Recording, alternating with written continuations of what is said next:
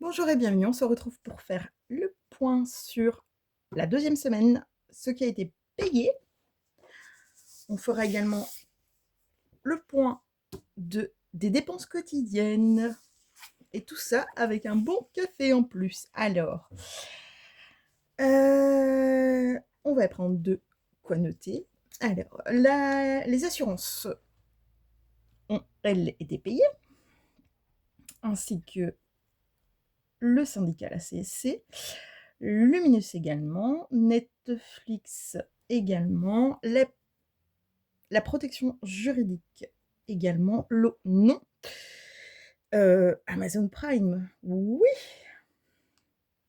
abonnement Proximus, donc ça c'est le téléphone, et l'autre c'est Internet TV, ça aussi c'est fait.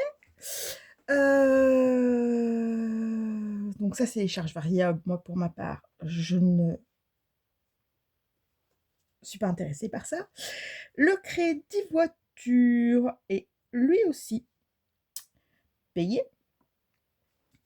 En revenu, nous avons tout, sauf le supplément handicap encore, pour dans le courant de la semaine prochaine, hein, s'ils ne sont pas en retard. Donc ça, c'est plutôt pas mal.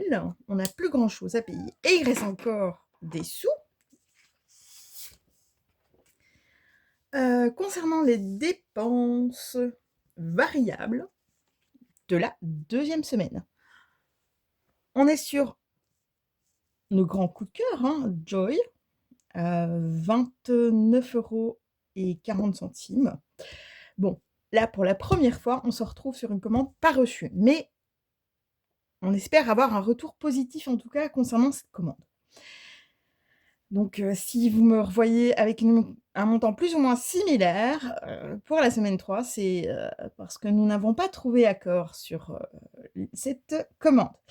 Et il y a aussi, le café. Alors, ça, c'est un site réservé aux Belges, donc c'est café.be, et je vous assure, vous y trouvez pour beaucoup de machines à café. Ici, c'est un Dolce Gusto, c'est, Snickers, pardon, c'est Snickers, j'aime beaucoup et on se fait plaisir. Donc on va voir ensemble quelles ont été les dépenses de la semaine. Et donc la vidéo sera, divisée, hein. On se retrouvera en partie 2 pour faire le point du planeur quotidien. Donc on est sur 102,22 € pour la semaine 2 et 22. Attention, le plafond est de 440 €. Donc on va brièvement faire un petit calcul. Oula, on est à 43 €, hein, du montant. Donc on va un petit peu lever le pied, hein. Donc on n'oublie pas la vidéo suivante. Je vous dis à bientôt, portez-vous bien.